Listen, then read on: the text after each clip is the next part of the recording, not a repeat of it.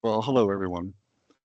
This is the first in a series of lectures that are intended to accompany uh, or supplement the reading material in the online textbook that we're using for this class.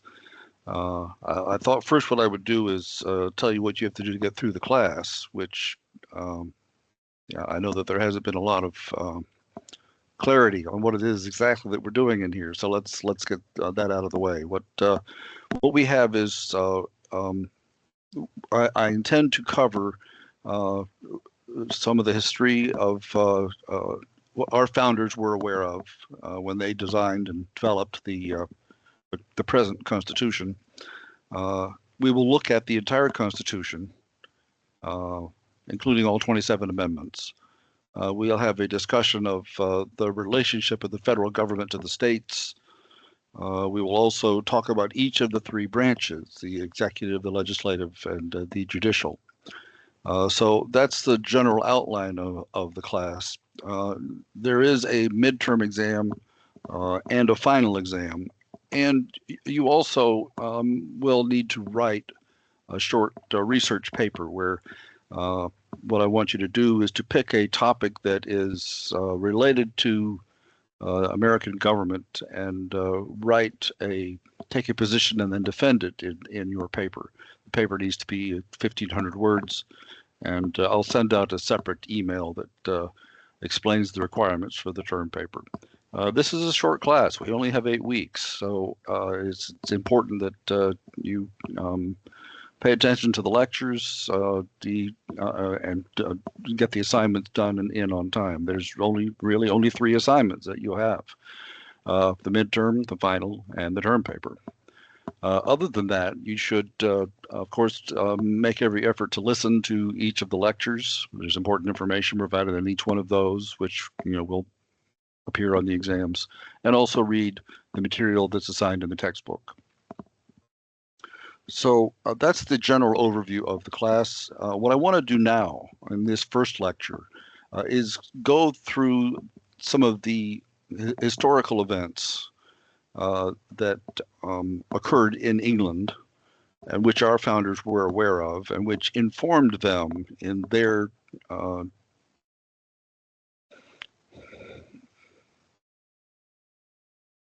when they went about structuring the Constitution. Uh, there were some uh, egregious errors and mistakes that occurred in British history, and the founders made every effort to try to address those errors, those mistakes, to ensure that those things would not happen again. Of course, they were imperfect. The founders were imperfect. The Constitution did have some areas where it needed to be improved, but by and large, they got it mostly right. Um, so, all right, what I want to do is we're going to let me share some notes here with you.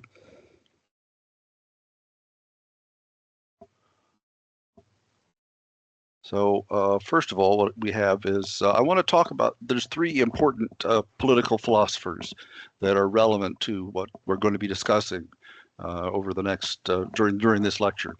And the first of them, well, let me just bring up my notes here so that you can see what I'm looking at.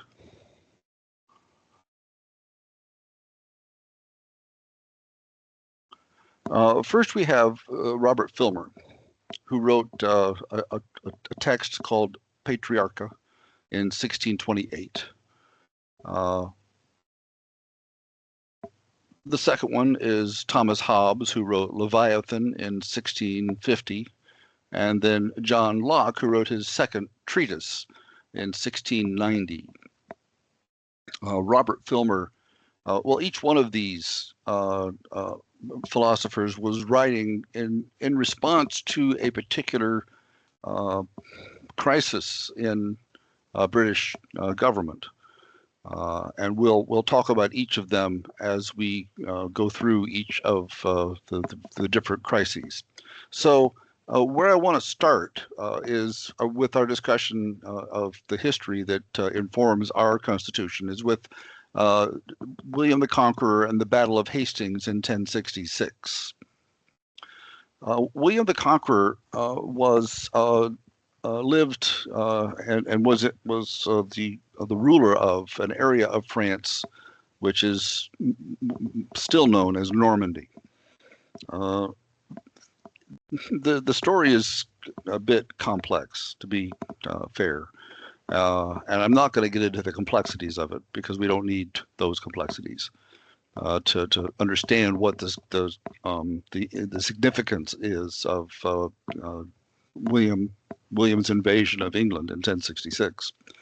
Let's just suffice to say that William had a claim to the British throne, and when the previous king died, and some usurper came in and took the throne, William felt that it was necessary for him to take military action to secure his right to the British throne. So he did, and that is memorialized in what we refer to as the Battle of Hastings, which, it happened in the year 1066.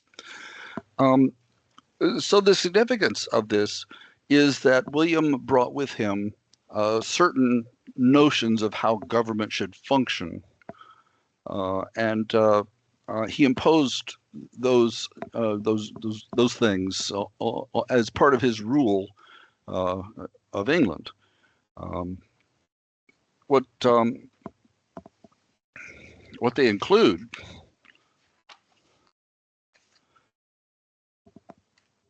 Let me go back to my notes here, and we'll discuss it. We'll see what I'm talking about.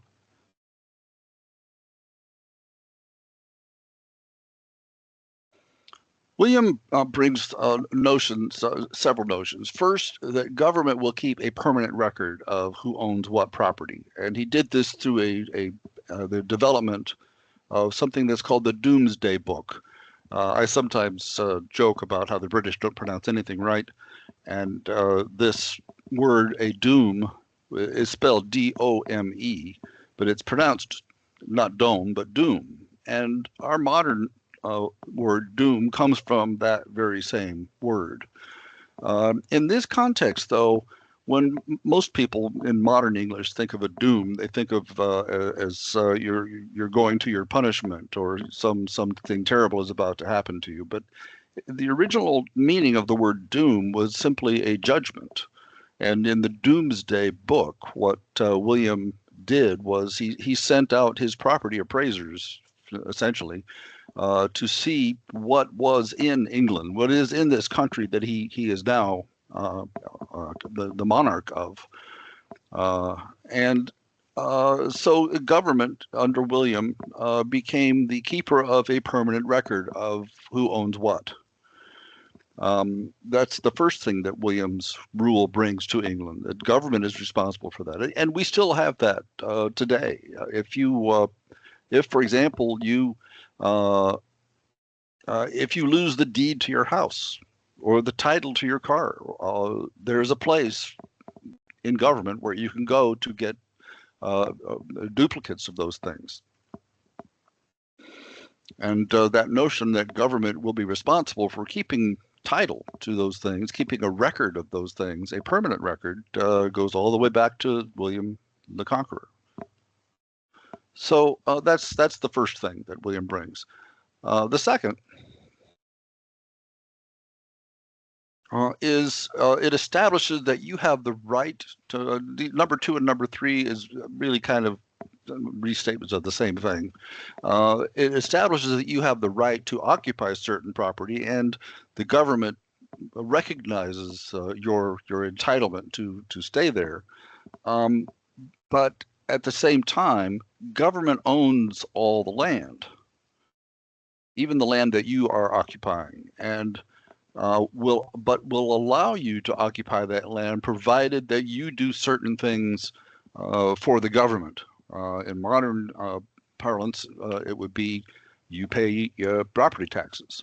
If you continue to pay your property taxes every year, you you may stay on the property. But I'm sure you well know, if you don't pay your property taxes, what will happen to you and what will happen to your property? Well, the government will kick you off the property and will sell it to somebody who is willing to pay the taxes. So that concepts, all of those concepts go back to William the Conqueror, and they're very ancient things, but he brought them with him to England, and we still benefit from those notions even today.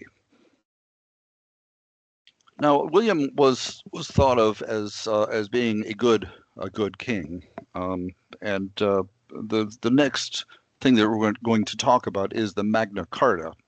The Magna Carta arises out of a crisis in the crisis of the monarchy relating to King John. Some of you may have heard of the name of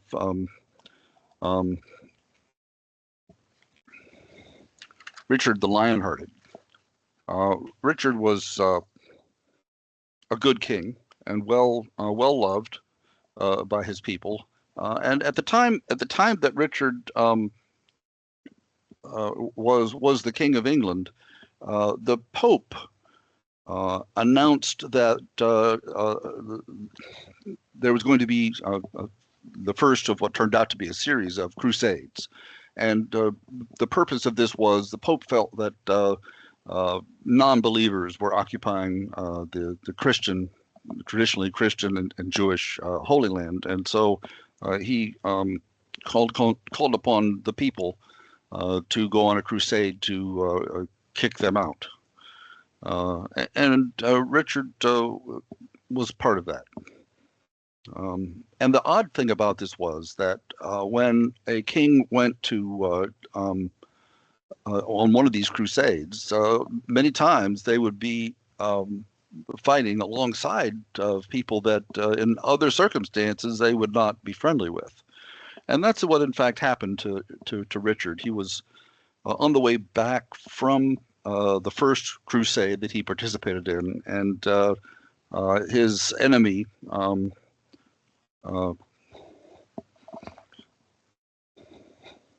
Duke Leopold, kidnapped him and sent a ransom note to Richard's brother, John. John was occupying the throne while Richard was on this crusade. John was John was selfish, and he liked being on the throne. And when he got this note from the Duke saying, "We've got the king, and we're going to keep him as hostage unless you pay the ransom," King John said, "Well, I don't want to pay the ransom, so why don't you just keep him, and I'll stay here on the throne." Well, that was not popular with the people of England, and the rich barons and landowners got together, and they put together the ransom and were able to secure the release of the rightful king. And I'm sure that there was some sort of a conversation between Richard and John when Richard came back, but he did not really punish John in any significant way. But this gives us an idea of the kind of person that John was. Some of you might be familiar with the story of Robin Hood, and there was an evil King John in the story of Robin Hood, which, Robin Hood, of course, is a fable, but King John is not. So what ultimately happens is Richard goes on another crusade, and unfortunately he is eventually killed in one of these crusades. And now King John is in charge of England. Richard had a young son, but he was too young to take the throne. So John was supposed to act as regent, which basically means he's the temporary king until the son is old enough to take the throne. Perhaps not too surprisingly, Richard's son disappears, and in history we still do not know. We still don't know what happened to Richard's son. I suppose the rumor would be that King John had him taken care of, but we don't, we don't know. So now John is on the throne, and there he is going to be the king. And since he is occupying the throne, he decides that he's going to go and take a tour of his lands, including the lands in France, because remember, William the Conqueror was also the ruler of Normandy. And so King John decided to go take a tour of Normandy, which he did. And while he was in Normandy, he uh, came across this young girl of about 13 years old, and he decided that the wife that he had in England, um, she was a good woman by all accounts, but she had not provided him with a male heir, and so that's always a problem. If you're the king, you need to have a male heir, and so he sent her home, which was not popular with the people. They thought that she was a good British woman and that he should have remained married to her. Instead, he brought home this 13-year-old and he married her instead. And this act was unpopular with the people of England, but it was even more unpopular with the people of France because the girl had a marriage contract with a fellow named Hugh Lebrun in France, and Hugh complained to the King Philip of France, and Philip took up his cause, wrote an official letter to King John inviting him to come to France and explain his actions. King John did not. And as a result, Philip said that I'm going to you're going to forfeit your land in France if you don't comply. And so now we're actually in a military action. England is is fighting with France because King John decided that he liked this new girl. Well, things get. This is not the. It's just the beginning of the end for things for King John. He's fighting with France over his ancestral lands. But then something else happens. The Archbishop of Canterbury dies. Now, the Archbishop of Canterbury is a position in England where it's the highest representative of the church, and at that time, England was a Catholic nation. They're not anymore, but we'll talk about that in a few minutes. King John announced to the Pope that he was going to select the next Archbishop, and the Pope did not want him to do that. He had already taken his measure. And rather than allow him to pick the new archbishop, the Pope said, I will pick the new archbishop. And they could not agree on how that will be done or whether that will be done. And the Pope ultimately told King John that if he did not comply with what the Pope wanted, then there would be a cessation of church services in England. Now, this does not affect only King John. Now, this is affecting all the people of England, because if you are Catholic and you are on your deathbed, one of the things that you're supposed to do is have last rites administered. If you don't, then you're not going to get into heaven. So this was very selfish of King John not to allow the Pope to pick the Archbishop, and subjecting his people to the possibility of eternal punishment. And things got even worse because the Pope ultimately declared that King John was excommunicated, which means, maybe you know what that means, but it essentially means that he's kicked out of the Catholic Church. And King John the Pope invites Philip to remove King John from the throne. So basically, he is authorizing invasion of England by France. So all of this is just not looking good for King John. It's certainly not looking good for the people of England. And so the barons all get together and they draft this document, which we now know as the Magna Carta. I put a copy of the Magna Carta on the files page in Canvas, which you can read if you choose. to do so. It was drafted and signed in the year 1215, so there's a lot of language in there that's not familiar to us.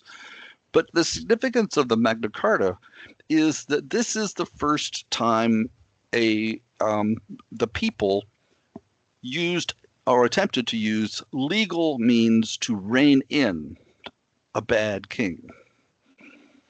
Um, with the Magna Carta, we have there's a number of things. Let me show you. There are these three things which come into play in the Magna Carta. The Magna Carta establishes that we have a right to a trial by jury of our peers.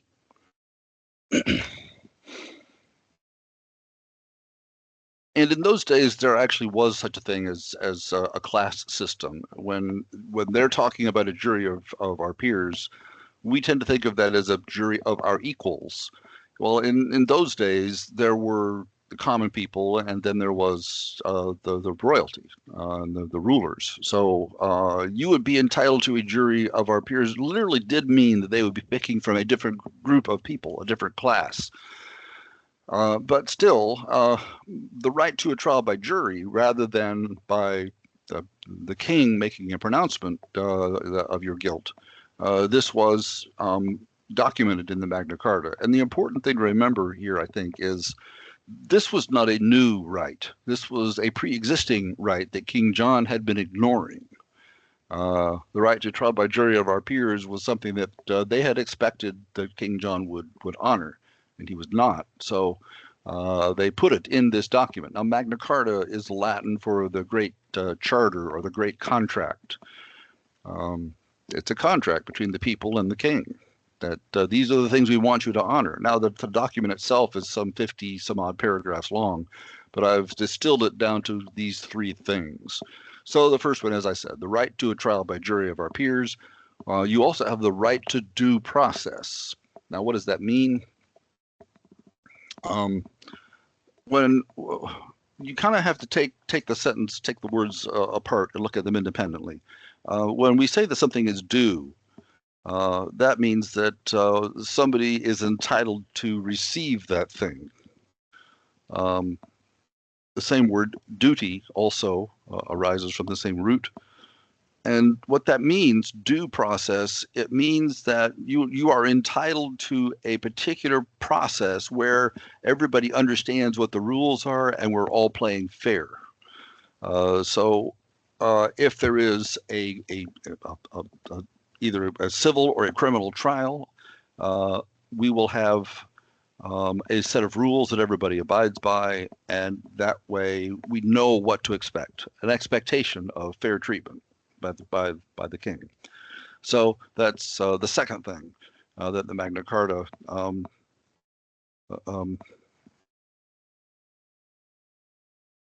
documents.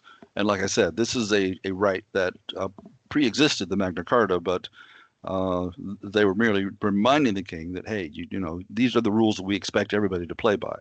Number three deals with taxation, and we didn't really talk about this yet as one of the things that King John did, but certainly in prosecuting his war with France, he had to get money in order to be able to pursue it. And this was not done willingly by many people, because a lot of them thought that, well, all you have to do is just send that, the girl back to France, and then all this would be over with. King John did not want to do that, and instead he imposed taxes on his own without any discussion with the people that were going to be taxed. And lots of times what he actually did was he would kidnap or take the children of some of his richer people and require that the parents pay money so that their child would not suffer the consequences. Well, so that kind of action was not not looked on with favor by the people of England. And so this here, a third thing that the Magna Carta gives us is that taxes can only be imposed after consultation with the people that are governed, or the people that will be taxed. it's important that we remember that this does not mean that the people that are going to be taxed necessarily will consent to being taxed, but they at least will have a say in. I mean, I don't like being taxed like anybody, but the fact that I don't like it doesn't mean that I don't still have to pay those taxes. So that's the Magna Carta. That's the significance of the Magna Carta. The what happened ultimately with King John is he was presented with this document, and he did sign it initially, but then after sleeping on it, the next day he said, I don't want to. I'm going to revoke my agreement with the Magna Carta. I just don't think it's fair. And so he went on to continue having his battle with the French. He ultimately died not of not a glorious death in battle, but of dysentery, which is a terrible way to go, and not glorious. So that's the story of the Magna Carta. John did have an heir, and his children and children's children went on to be mostly good kings. So after King John, the next document that we need to look at is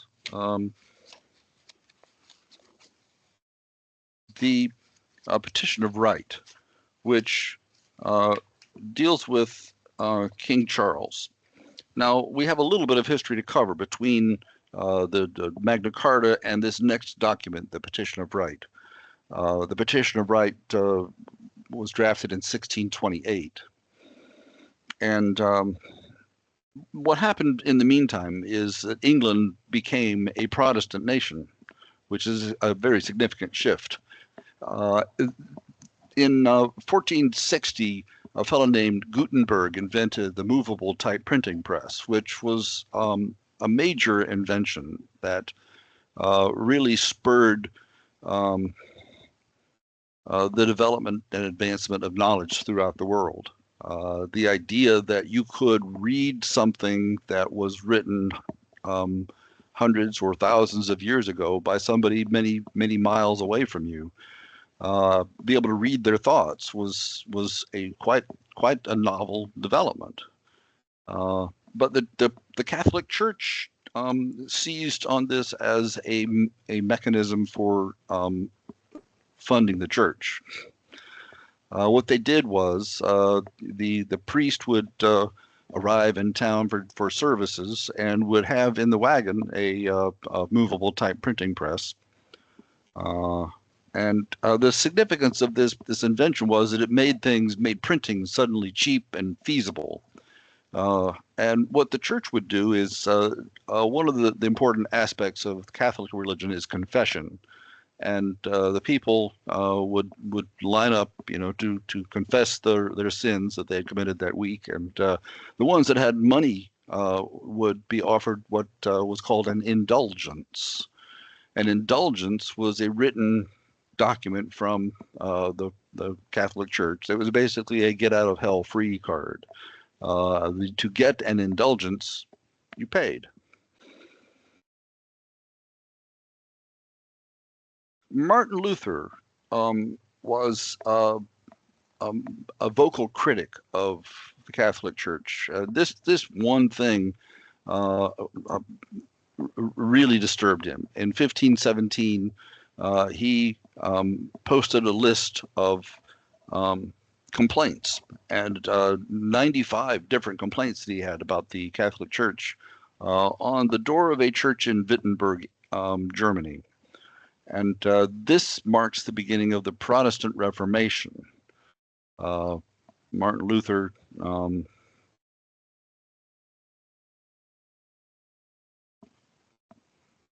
well, let's just say that's without going any further into it, that's the beginnings of the Protestant Reformation. And now we have a break from the Catholic Church. The significance to our story is that King Henry VIII was married to a woman named Catherine of Aragon, and the problem that he was having was that she was not producing a male heir for him. And as we've seen before, that is a significant problem for a king. The king always wants to have a male heir to take the throne once he dies. And so King Henry approached the Catholic Church and asked them to annul his marriage with Catherine. But Catherine was well connected in the Catholic Church, and the Pope refused to allow the annulment to take place. And so Henry, in response, threw the Catholic Church out of England and introduced the Church of England, which is now a Protestant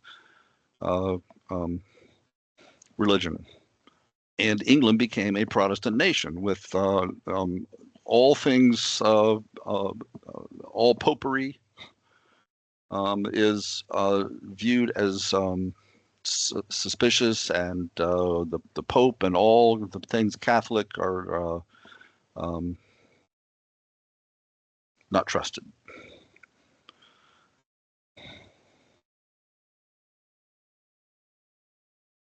So from here on out, they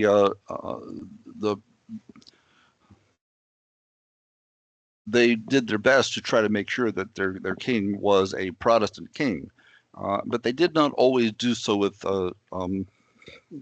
success. Here we're talking about King Charles I, and this is the 1618 until well, it starts in 1618 when the problems begin with the 30 Years' War. Now, the 30 Years' War in Europe was a war over which religion was going to dominate certain countries, and other countries, whether they were Protestant or Catholic, felt that they had a dog in the fight. They wanted more countries to be whichever side they were on, to agree with them. And so they fought this war fundamentally over the issue of religious freedom. Which religion is going to be the dominant one in your country? And Charles, his wife was Catholic, and so he wanted to support his wife's family and her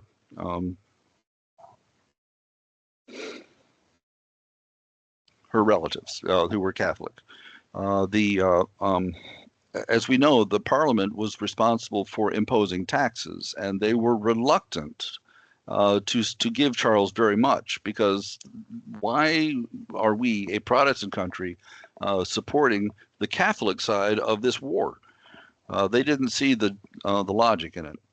And Charles, the thing is that we have to look to Robert Filmer's book, Patriarcha, now for just a second. This is 1628. Remember, I told you that that's when Robert Filmer wrote his book. And he came down squarely on the side of King Charles. He said that, and look, he did this by using biblical sources. He said that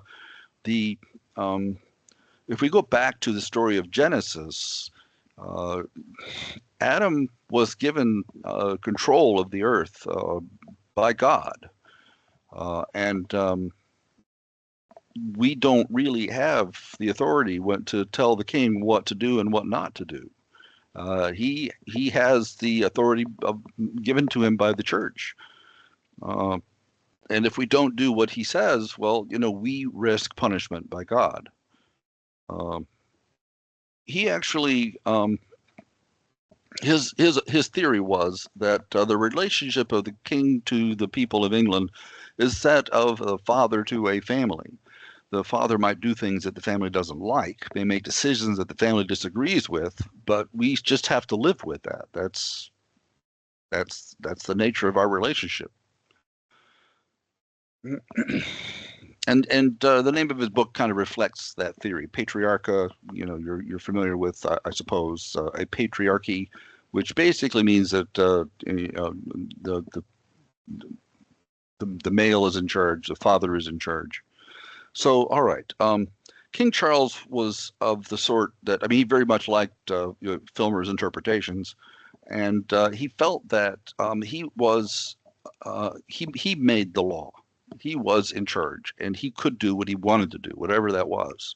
And if Parliament disagreed with him on that, well, I don't, it's up to me as the king to decide whether to call Parliament into session. And so when the Parliament began disagreeing with him on the subject of taxation and his involvement in the 30 Years' War, well, he stopped calling them into session for years. And instead of calling Parliament and imposing taxes through Parliament, he imposed taxes directly, which was a violation of the tradition in England.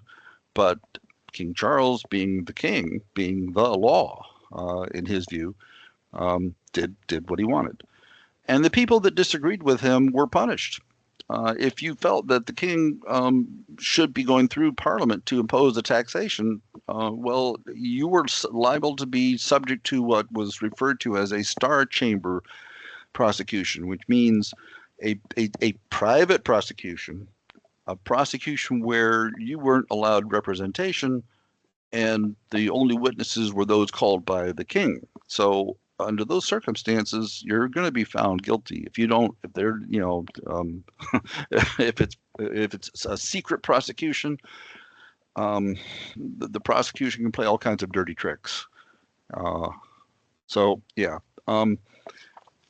Eventually, Charles felt that he had extracted as many loans, so-called loans, from the people as he could, and ultimately he decided, all right, I guess I do need to call Parliament back into session. So in 1640, he did call Parliament into session, and he said the first thing I want you to do is to approve this taxation tax bill that I have for you. And Parliament, instead of doing that, said, well, yeah, we'll get to that in a minute. What about the fact that you haven't called us into session for more than a dozen years? And the king just, he didn't want to hear that. Ultimately, where this leads is there is a civil war in England. The Parliament gets to calls their soldiers together, and King Charles calls his soldiers together, and they duke it out. King Charles loses, and he is put on trial for treason, and he is convicted and beheaded.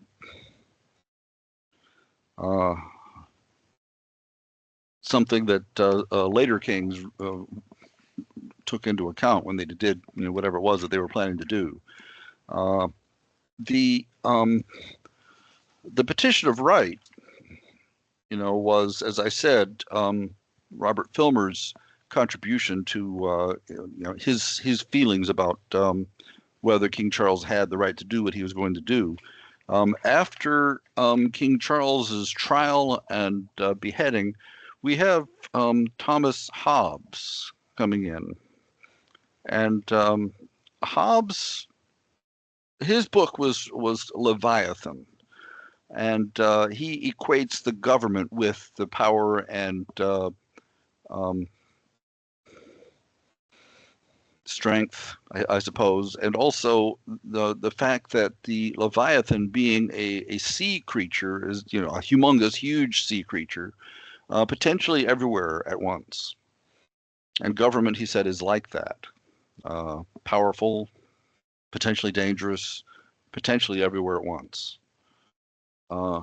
And Hobbes came down on the same side as King Charles. He said, you might not like what King Charles does, but we have a contract, so to speak, with the crown, and once we give that power to the crown, we're not allowed to take it back. We just have to put up with what the king does. Hobbes was writing in 1651, and King Charles had already been executed by that time. But that was still, that was his response to this particular crisis. So next, we have King James. After Charles was executed, England proceeded with a personal. I mean, they proceeded with Oliver Cromwell in charge. There was no king. They merely had the Parliament operating with Oliver Cromwell being in charge. After Cromwell died, there really wasn't anybody suitable to take his place. So what they did was they invited Charles's son, Charles II, to take the throne, and he did, and he was a good king. He understood the lessons that had been taught him by the execution of his own father. In this country, we have several places that are named after King Charles II, who was a very popular king. Now, there's Charleston in South Carolina, and the two Carolinas are named after him. North and South Carolina are both named after Charles II. Well, after Charles II died, the next king was James II. The problem with James is that he's Catholic. And when they approached him, to invite him to be to take the throne, they questioned him about his Catholicism, and he said, "Oh, don't worry about that. It's not going to influence my thinking or my rule as king." Now James II is the king, and yeah, he promised that he wasn't going to allow his Catholicism to influence him, but it actually became one of the dominant features of his rule. Anytime that there was a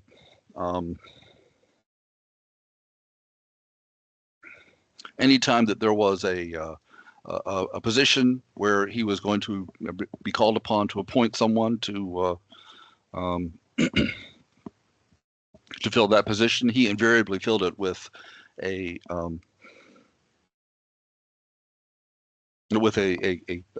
person of the Catholic faith. He began advocating strongly in favor of more Catholic causes. He even sent around a petition to be read in all Protestant churches that they should be more lenient and favorable to persons of the Catholic faith. Which all of this did not sit well with the British people, who still had strong resentment about the Catholic Church and its involvement in England, and ultimately King James was deposed, and his daughter and her husband were invited, William and Mary, to come and take over his role. There was not a huge fight on James's part. Once he saw the writing on the wall, he left and lived for the rest of his life in exile. Now, these two documents, the Petition of Right and the English Bill of Rights, let's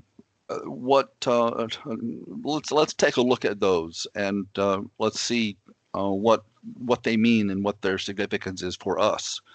In the Petition of Right, which was addressed to King Charles II, or the first, I'm sorry, was again, this was a document that was just reminding the king that these are the things that are traditionally, we expect you to comply with.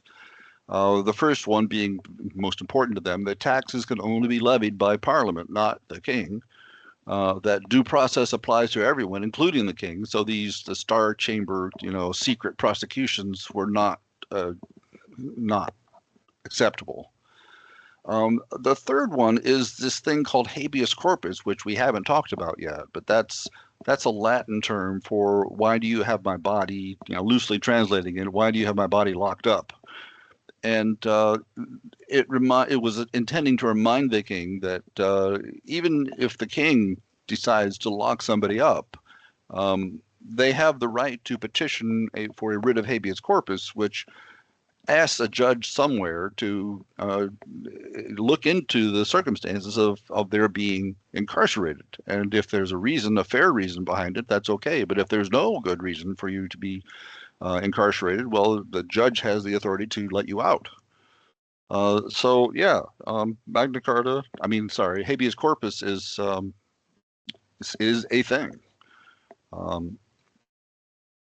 And it still exists to this day. The writ of habeas corpus does. Finally, we hadn't discussed this, but it bans the quartering of troops in the homes of citizens. Obviously, that was another thing that King Charles I was doing to intimidate people who were inclined to disagree with him. So all of those things were just as with the Magna Carta. These are actual rights that were historically present and that the king was apparently refusing to recognize. The significance of the petition of right, there's another aspect of it that is significant to us, and that is that when the king was presented with the petition of right, he took the document and then he went to the judges that he had appointed, and he had the power over the judiciary that we don't have in our country. His power was he could, if the judiciary disagreed with him, he could replace them. So he spoke to his judges and asked the judges, if I sign this, it really means it doesn't really require me to do anything, does it? And the judges all agreed that yeah, it's meaningless. So of course he signed it, but the fact that it made no difference in his behavior, that's a big part of the reason why they ultimately deposed and executed him. With the English Bill of Rights, this too was presented to King James, and James ignored it to his detriment. But the things that we see from the English Bill of Rights that are, again, this documents things that were traditional rights of the citizens. First is that cruel punishments are outlawed. We find that in our own Bill of Rights in the Eighth Amendment, which we'll look at later. Secondly, the right to bear arms is found in the English Bill of Rights. Now they limit it to Protestants because, well, why not? We certainly don't want Catholics to have firearms. And the third one is that the citizens have the right to petition the king for a redress of grievances. If the king is doing something that they legitimately think he should not be doing, they should be able to approach the king and have a discussion with him about, can we stop doing this? And instead, King James was, if you approached him to try to get him to do something differently, he was just very likely to lock you up rather than listen to your complaint. All right, so these are the three documents that I wanted to bring to your attention, and which informed our founders in when they drafted the Constitution. Now, that's all I wanted to cover in this lecture. In our next lecture, we will take a look at the U.S. Constitution. We will cover the Constitution. I want you to take a look at it. It's available online. I believe it's also found in one of the appendices of the textbook.